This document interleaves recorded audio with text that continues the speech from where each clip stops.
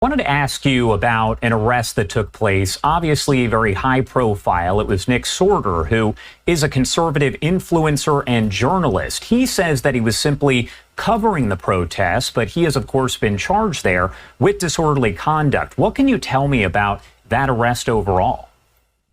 Well, what we're seeing with the increased national attention is bringing in nationally recognized influencers. This is certainly a new phenomenon for myself and for law enforcement in general, and their reach is obviously very significant. And so they're going where they can get the views and create the perception. And our belief is that we are simply managing to the rule of law. Our role is to mitigate crimes.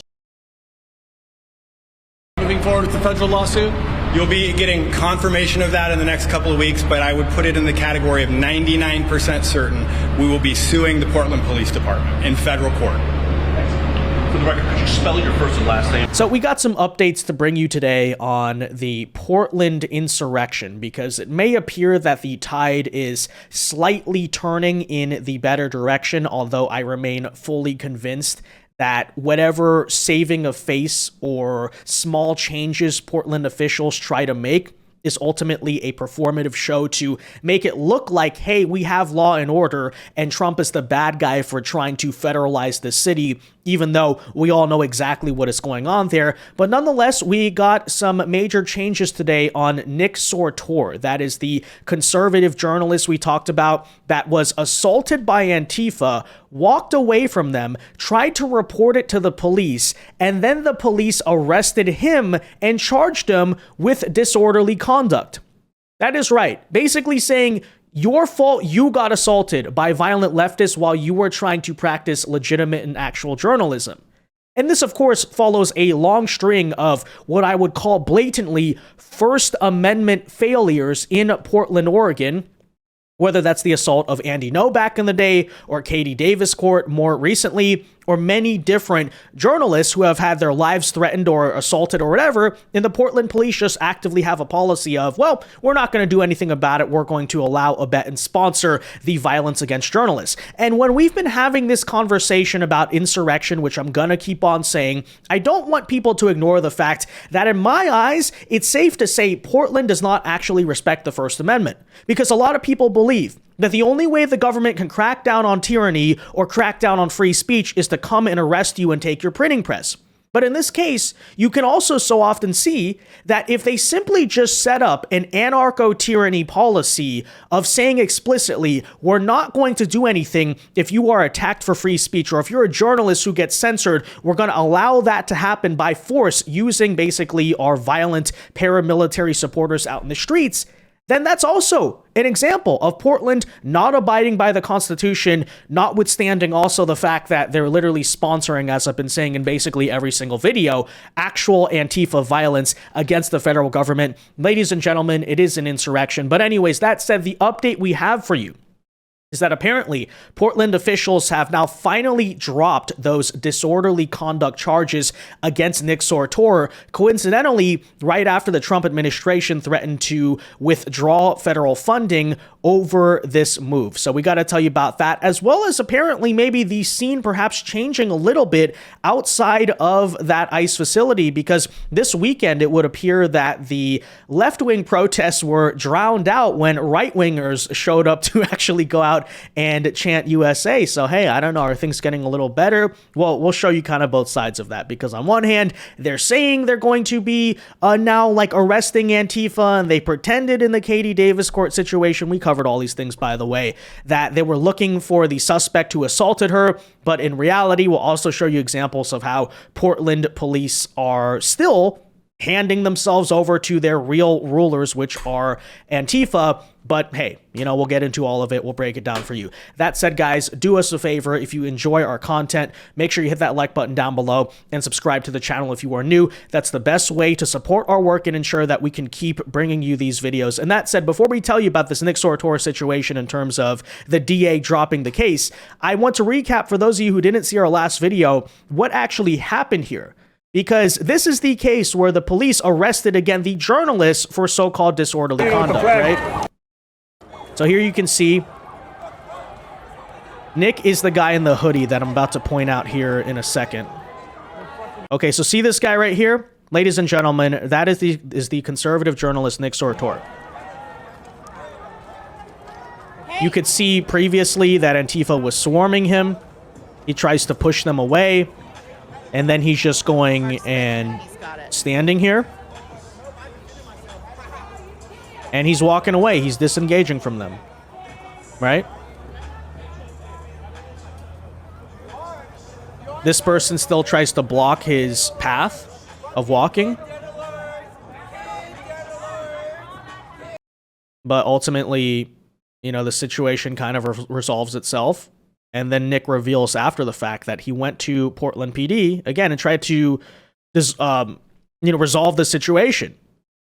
And keep in mind, this is the beginning scene, right? They're swarming him. They're attacking him. He is one guy.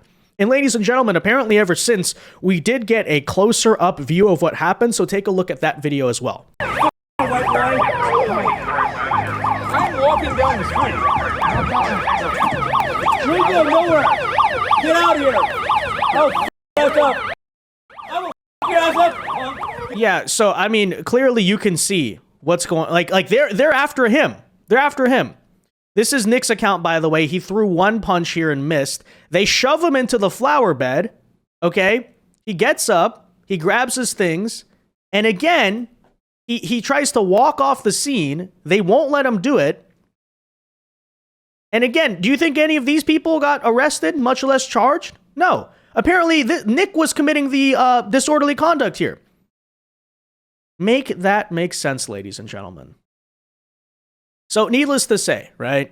And then there he is walking away. Yeah, so needless to say, you're looking at a severe miscarriage of justice. I would argue you could probably see a wrongful detention lawsuit based on that alone.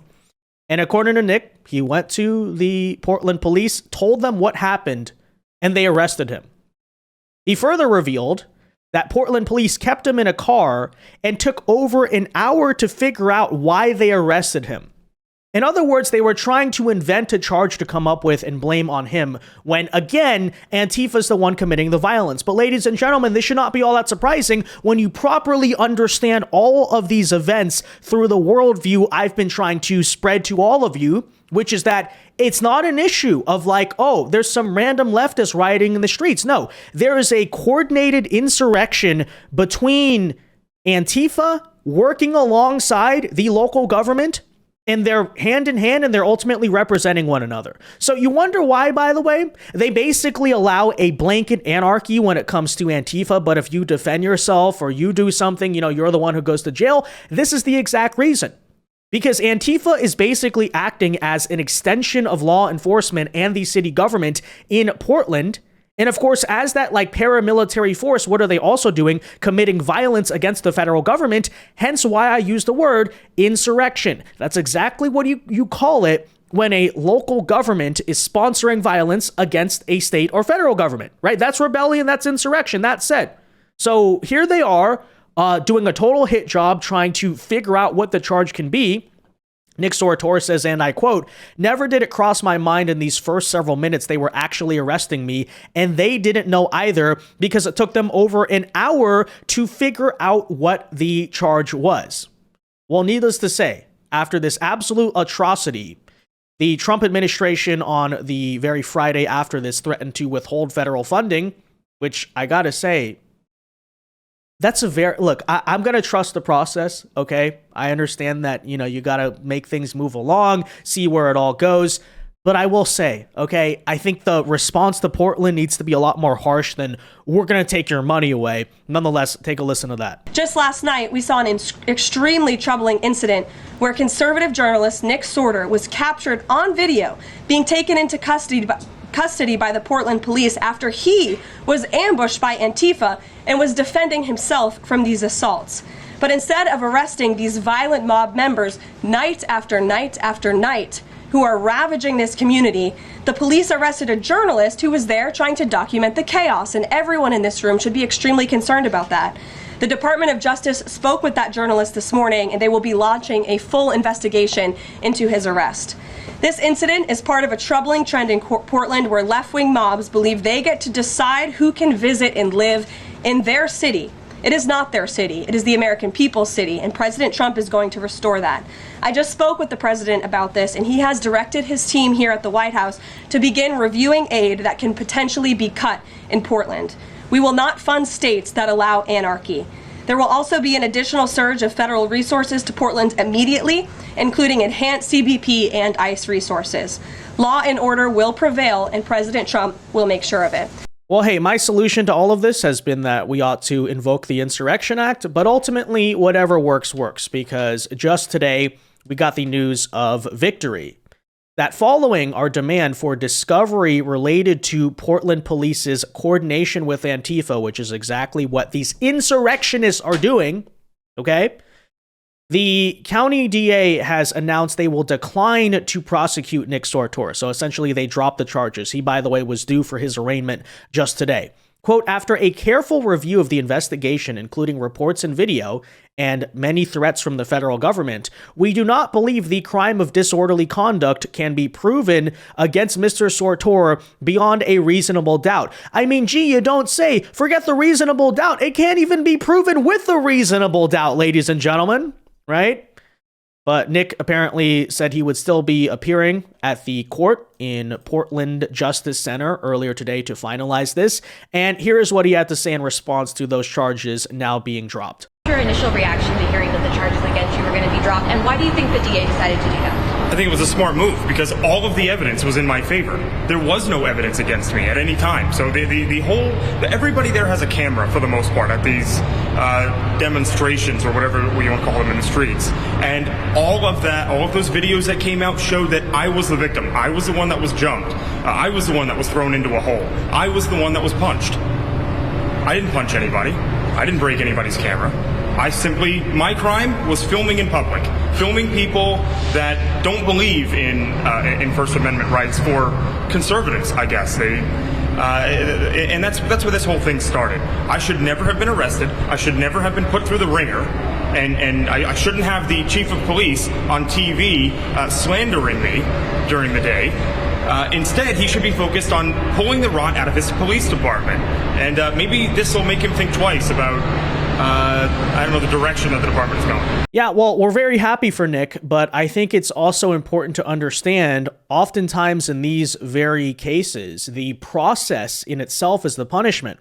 They know you're innocent, but they know if they take you to court and basically, put you through all that, send you to jail, arrest you. By the way, that's many hours of the night, for instance, that Nick Sortor was not able to show up back to report at that ICE facility because he was being, guess what, detained and arrested by the police. And the same situation with, Daniel Penny, Kyle Rittenhouse, is the process, the court system, all of that. It's lawfare. It's the punishment in itself. And as to answer the question as to why exactly, he was arrested for a mild use of self-defense, barely even. It's more like he tried to get out as people were assaulting him. But the Antifa never get arrested? Well, again, the answer there is very simple, because the police are working with, and coordinating with Antifa, because again, all Antifa are a paramilitary arm of the local Portland and even ultimately Oregon government. And we still today have more proof of that. See, that's the thing. Just because they let Nick go because it was a story that became basically a national scandal for Portland PD does not mean anything has actually changed. As a matter of fact, as Nick, now back, glad to see him reporting once again, points out to us today, Portland police today were sitting there doing nothing as they relegated traffic control duties around the Portland ICE facility to Antifa. So again, Vince, you're exaggerating when you say Antifa's become the local law enforcement. No, they're literally being an extension of local law enforcement. The law, the rule of law, order, all of those things on the streets belong to Antifa, or if you want to call it Antifa, I think they're basically the same thing, right? Leftist militants are now deciding who is allowed to drive down Portland streets while the police sit there and watch. He tried to confront a Portland cop about it, who said they couldn't do anything because this is Antifa's quote-unquote event. Yeah, I'm going to make a wild guess. They didn't actually have a permit for that, right? And if they did, and it was a legitimate protest and all that, you would think the police would have put up barricades. They'd make like a coordinated express thing. Hey, this road is closed. They would be securing it. No, instead, they're allowing Antifa to be doing that for them. Why? Well, I think you know the answer. But that said, take a look at the video if you don't believe us. So again, I want you to notice, all right? This guy's wearing a vest, but he's not a city employee. This is just a random leftist who's now controlling the traffic as the police sit there and watch. Right? So, you know, everything we've been saying about how the police have abdicated to Antifa, I mean, that's real. You're seeing it right now. The police aren't doing, they're just trusting this guy. Looks like a very trustworthy individual, by the way. We're stocked up right now, have a busy night, and we've got lots of stuff going on here. Right. I just am trying to formulate a game plan. So they have a block because people want to turn right, and this is the only way to get in there. Okay, let me go tell them if people are trying, when they're talking to them, hey, if they're trying to go to the other kind of left through, we're okay with left hand through. Problem is, we don't know. Well, I understand there's no permit. That's sort of the problem, I guess. But I don't know why they're allowed to control traffic. There's no permit, by the way. So it's not a permitted protest. Hence why, by the way, they're just randomly standing in the road. There's no like coordination for any of this. And even Portland police, you hear their brilliant solution to it is like, oh, let's go talk with them and ask if it's okay. Right. As to who goes which direction. Well, it's their event, so there's preventing people from crashing into people. It's their event every 100 days. Okay, but they're... Okay, all right, I guess... It's their event without a permit. You know when you set up a protest in normal cities, you have to get permitted and then coordinate that with the police, not just you can go take over a random city street. But of course, when you're Antifa, you can do whatever you want. That's the thing I also want people to understand. It's not just an anarchy in Portland, because anarchy would mean, oh, you could go do that too. Oh, the right wing could go do whatever they want. No, it's an anarcho-tyranny. Anarchy is only allowed for the left wing. If the right wing tries to do the same thing or even tries to defend itself against the anarchy, then you're going to jail. Then you're going to see the strongest case of law and order you've ever seen in your life, right? Then Portland becomes like a China-style police state. You know what I mean? They're going to be sending freaking like police drones to like, you know, come after you, break into your house and all that. That's how it goes, right? So anyways, you further see the situation here as Portland police now actively defend these Antifa militants because local residents point out, you're blocking the freaking way I need to get home. And they, of course, tell local residents, this is what I'm saying. It's not anarchy. It's anarcho-tyranny, that they will be arrested if they drive down the Antifa-controlled streets that they literally need to get down. So check it out. And this is exactly what we're talking about every single time. You guys didn't do anything about this? What are you doing? That way. Do not go to the crowd of people. If you go to this crowd of people, you will be stopped and arrested. No. Thank you.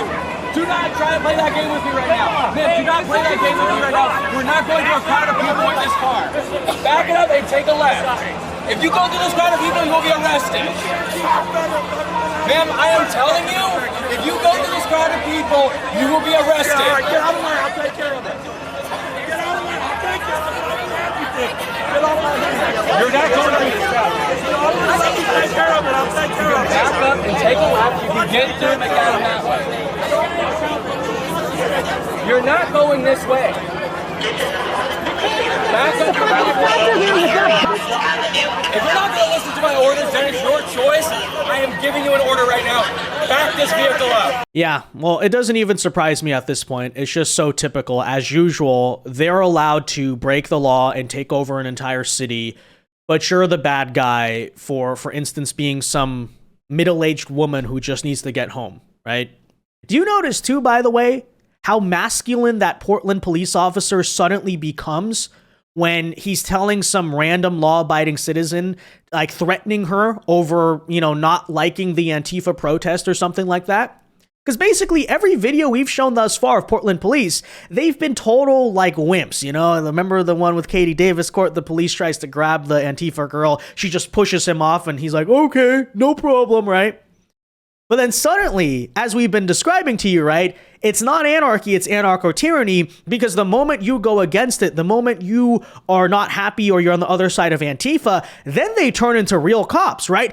You back up right now. You're not turning right here. I'm going to arrest you. It's like you've never seen a Portland police officer show half that amount of force toward like a violent Antifa rioter. But hey, this person right here, right? Yeah, you're the real criminal in our city, don't you know? So, further describing the exact trend I've been trying to tell you about.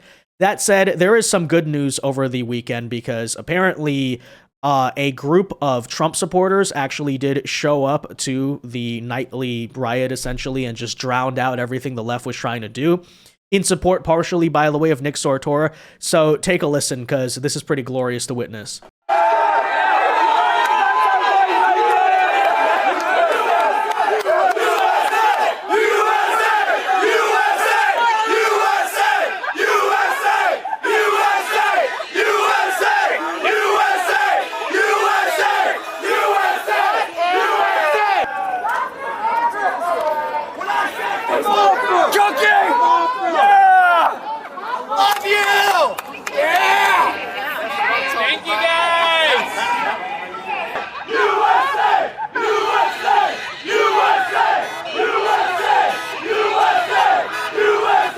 This, by the way, if I'm not mistaken, was the scene on Saturday night, so it does further verify the theory that conservatives don't protest because they have to work, and that's why every single night you see the scene from the left in Portland. But that said, notice how you could kind of hear and see the Antifa people in the back, but a couple dozen conservatives show up and suddenly Antifa's not causing, so many problems. Although I'm sure, any day now, all of those people will be arrested by Portland police for disorderly conduct. They're going to finally, for instance, enforce the noise ordinance, right? That Antifa's been in violation of for several months now. Hey, you can't chant that loud outside. Now you go to jail, right? Hey, you can't block the road. You know how it goes. But, shout out to those guys. Really like to see that scene. Further, would like to point out over the weekend that DHS really did do what they could in the area, including deploying Black Hawk helicopters over the ICE facility as rioters were, for instance, tear gas and pepperballed, as you can see right there. So, federal agents really are doing what they can, but after all, when the judges keep blocking you on the National Guard and your jurisdiction is limited, by the way, there's them apparently now tearing down the homeless encampment that Antifa was setting up. When your jurisdiction is limited because, hey, the Portland mayor and Oregon governor are saying, you can't send National Guard here and blah, blah, blah, it's our city, no federal overreach, then, it becomes difficult, frankly, to crack down on some of this stuff, but credit for doing what they can. You also saw, by the way, more recently, federal agents aggressively tackling and arresting some of these leftist rioters in Portland after they, for the millionth time, refused to move or back up. So,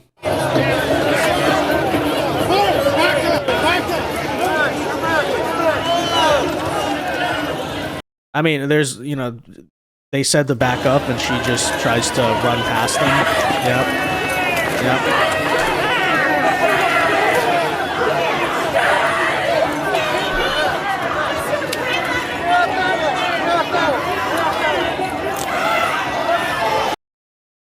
Yeah, and of course, where are Portland PD? We know the answer: aiding and sponsoring the insurrection as usual. That said, guys, let me know your thoughts on this in the comment section down below. Be sure to leave a like on this video, subscribe to the channel if you are new, and until next time, God bless and peace.